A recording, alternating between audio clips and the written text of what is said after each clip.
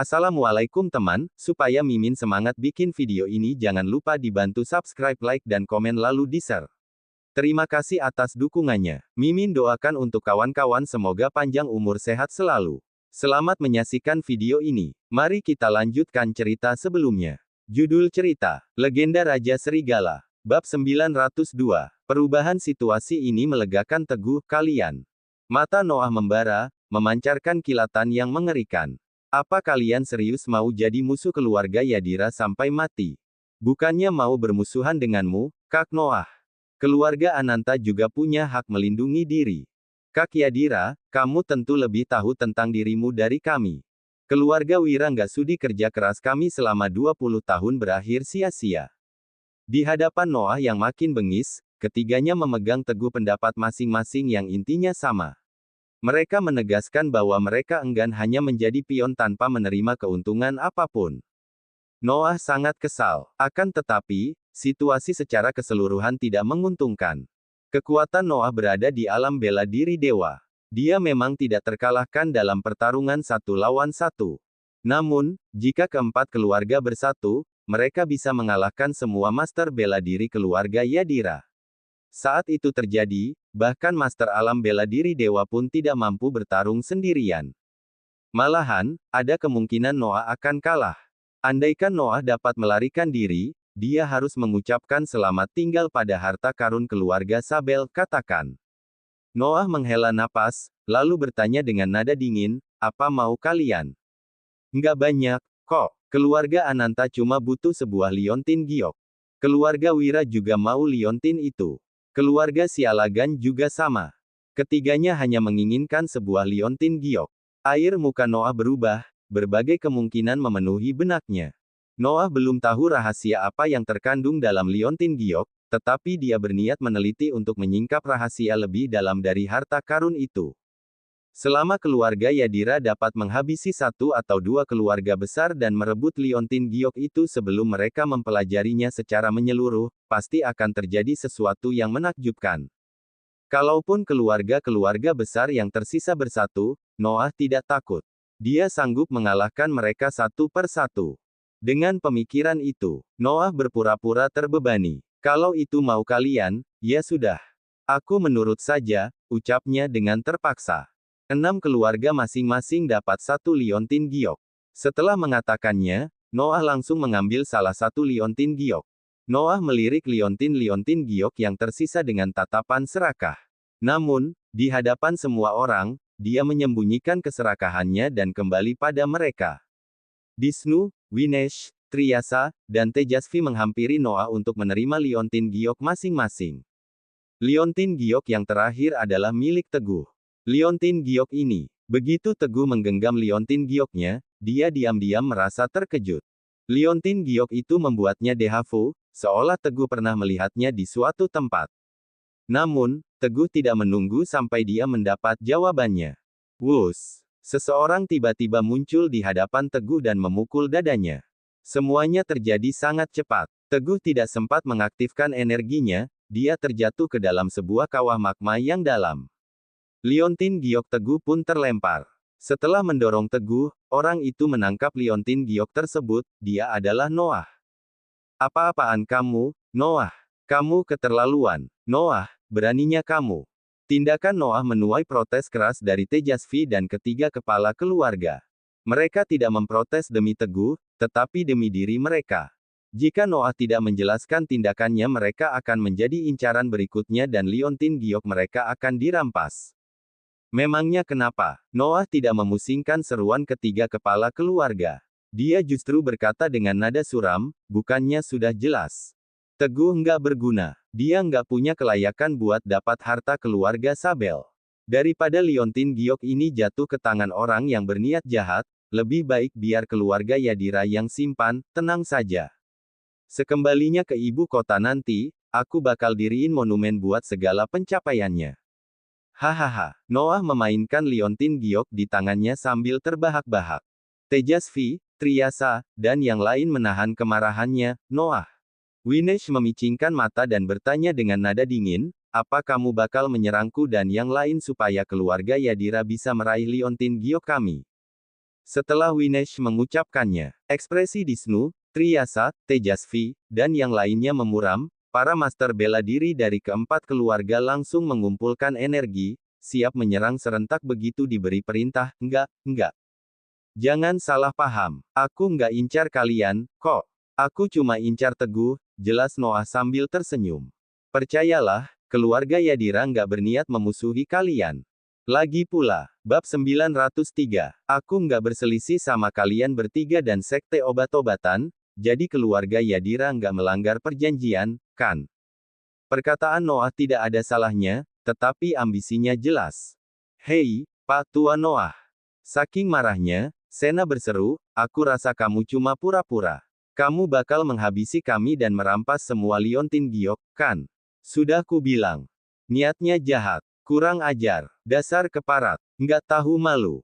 Makian bertubi-tubi itu membuat wajah Noah memuram.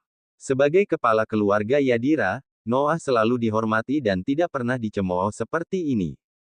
Putri suci dari sekte obat-obatan memang berlidah tajam, ya. Noah menatap Sena dengan ekspresi dingin.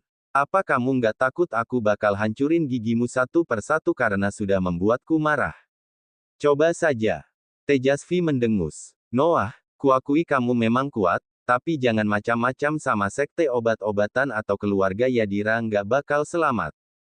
Kuyakin ketiga kepala keluarga juga nggak bakal tinggal diam. Masalah ini, harus kamu jelasin baik-baik. Tejasvi sadar dirinya bukan tandingan Noah, tetapi secara keseluruhan sekte obat-obatan sangat kuat, seperti yang dia katakan.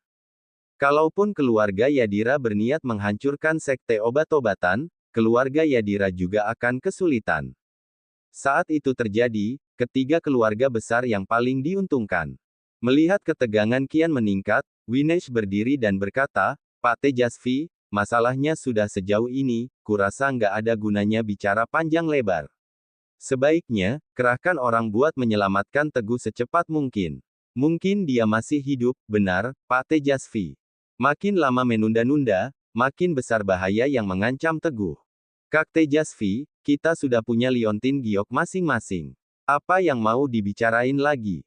Maksud ketiga kepala keluarga itu ialah, berhubung liontin gioknya sudah mereka dapatkan, mereka tidak akan melawan keluarga Yadira sekarang.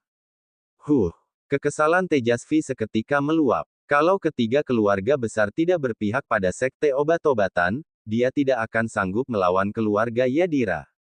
Bertarung sampai mati hanya sebagai upaya terakhir. Tejasvi mengibaskan lengan bajunya, lalu memimpin para master bela diri sekte obat-obatan ke tepi tebing. Wah, blup, blup, blup. Di bawah tebing, terdapat magma yang mendidih. Berdiri di tepi tebing saja sudah terasa panas membara yang menerpa wajah. Baru beberapa menit, para master bela diri sudah kehausan. Seorang tetua dari sekte obat-obatan menyelimuti diri dengan energi, lalu turun ke dasar tebing untuk melakukan pencarian. Namun, dia terpaksa naik lagi setelah turun kurang dari 50 meter. Suhu magma itu terlalu tinggi. Meski tetua itu menyelimuti diri dengan energi, dia tetap tidak sanggup melawan panasnya magma. Untuk sementara, mereka tidak tahu harus berbuat apa. Di atas tebing, setelah keempat kepala keluarga menyaksikan upaya sekte obat-obatan, mereka pergi bersama anggota masing-masing, keluarga Winesh, Disnu, dan Triyasa sengaja bersama untuk berjaga-jaga jika mereka harus melawan Noah, master pada alam bela diri dewa. Noah melirik ketiganya, lalu menjadi yang pertama meninggalkan tempat itu. Setelah itu, ketiga keluarga besar itu pergi dari sana. Berakhir sudah. Perjalanan berburu harta karun keempat keluarga besar berakhir dengan sukses. Kecuali sekte obat-obatan. Setelah mengamati dari tepi tebing selama beberapa saat, mereka sudah tidak tahan lagi, jadi mereka kembali ke tebing tinggi untuk memikirkan rencana penyelamatan. Tiba-tiba seseorang muncul entah dari mana di hadapan Sena dan menamparkan pipinya. Beraninya kamu. Tejasvi yang melihatnya pun murka.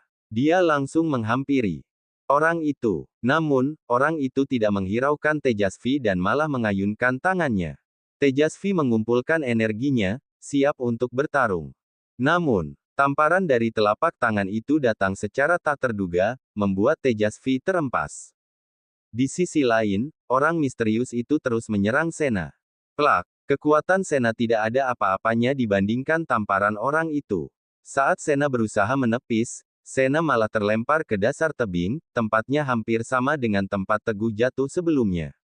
Bab 904. Wus, wus, wus. Setelah orang misterius itu menyerang Sena, dia menghilang tanpa mengucap sepatah kata pun. Sena, Nona, Putri Suci, Tejasvi dan para master bela diri sekte obat-obatan menyaksikan kejadian itu dengan terbelalak.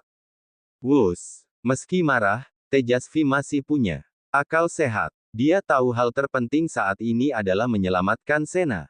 Tejasvi menyusuri dinding batu dan mendarat di atas batu besar di tepi magma. Kemudian, dia menarik napas panjang, menyelimuti tubuhnya dengan energi, dan menuju ke tempat Sena terjatuh. Ketua Tejasvi, Pak, hati-hati. Setelah itu, para master bela diri sekte obat-obatan mulai panik, tetapi tidak ada yang berani turun. Mereka gelisah seperti cacing kepanasan.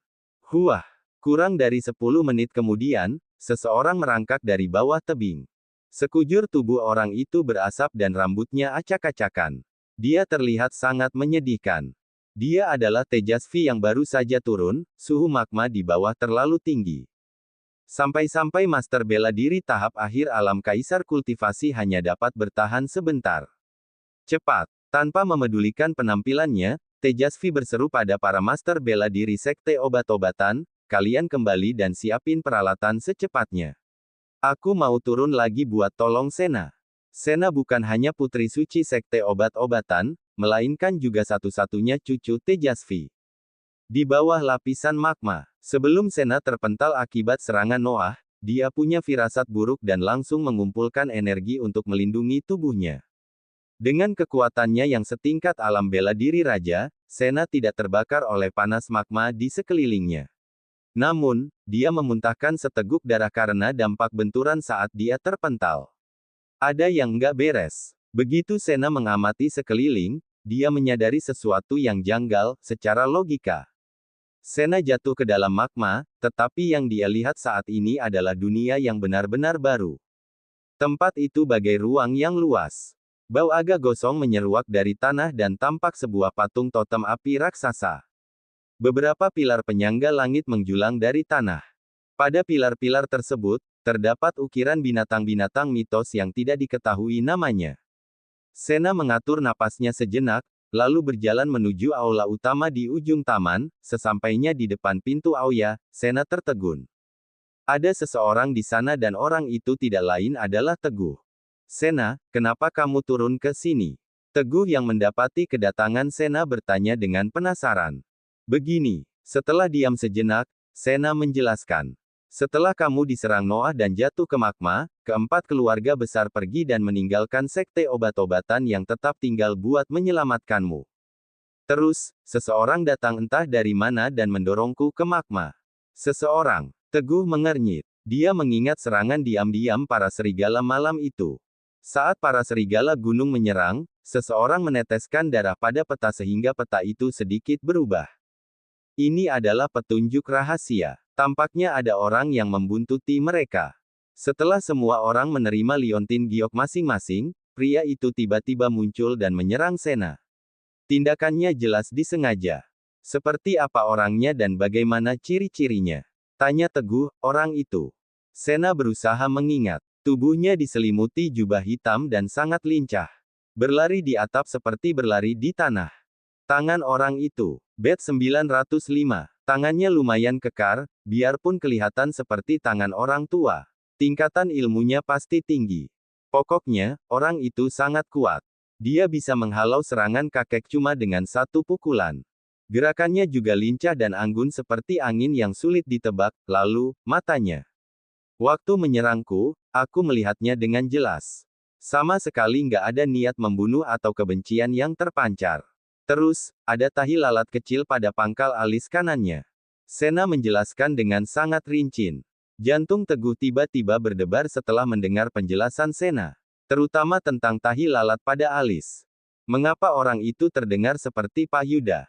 Teguh termenung. Sejak awal Teja sudah menugaskan untuk mengurus soal kaisar palsu. Lalu, Teguh pergi ke markas klan naga di luar wilayah keluarga Yadira dan membunuh kaisar palsu. Namun, pemimpin klan naga dan para ahli klan naga tiba-tiba saja muncul. Pada akhirnya, Teguh ditangkap oleh sesepuh sabta keluarga Yadira dan disekap di kediaman Yadira. Untungnya dia diselamatkan oleh ketiga keluarga besar dan sekte obat-obatan. Lalu, Teguh tinggal di sekte obat-obatan. Ketua sekte yang kebetulan adalah pamannya mengeluhkan bahwa ada orang yang sengaja menyeret sekte obat-obatan dalam masalah.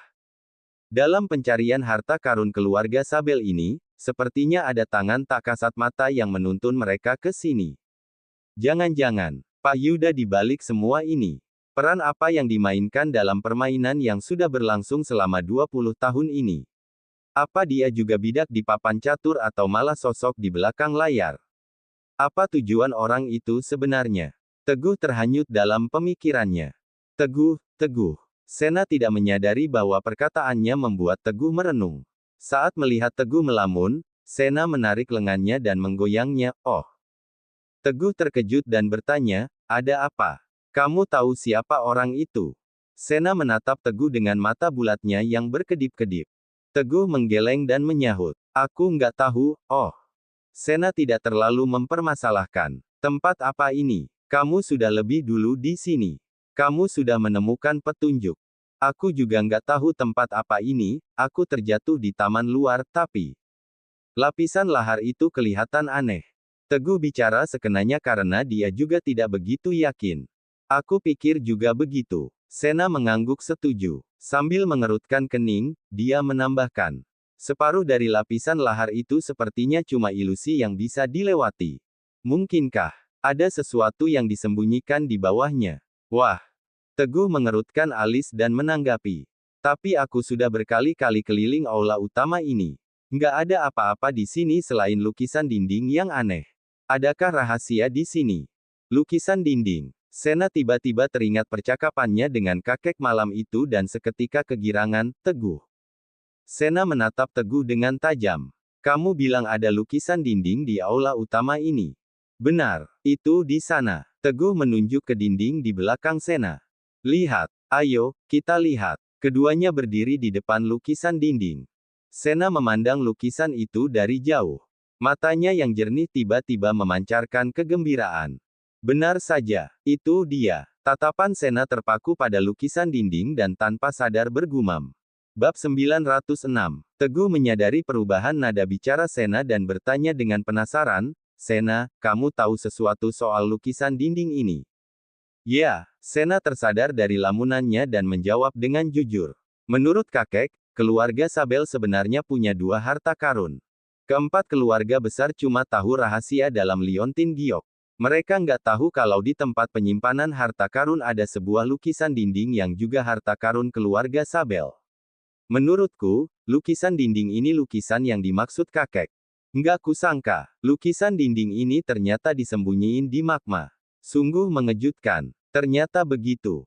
Teguh ikut terkejut. Dia hanya tahu sedikit tentang harta karun keluarga Sabel. Menurut Sena, Noah sudah membantunya.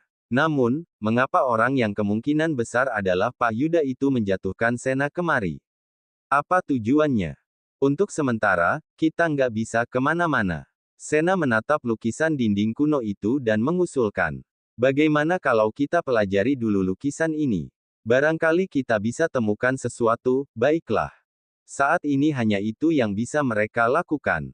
Teguh memusatkan perhatiannya pada lukisan dinding, dia sempat menyadarinya sebelum Sena datang tadi.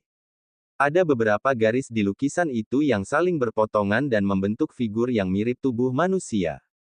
Dia hanya tidak punya waktu untuk mempelajarinya lebih jauh karena kedatangan Sena. Kali ini Teguh mempelajarinya dengan cermat, lukisan ini. Figur-figur manusia dalam lukisan menunjukkan pose yang berbeda-beda.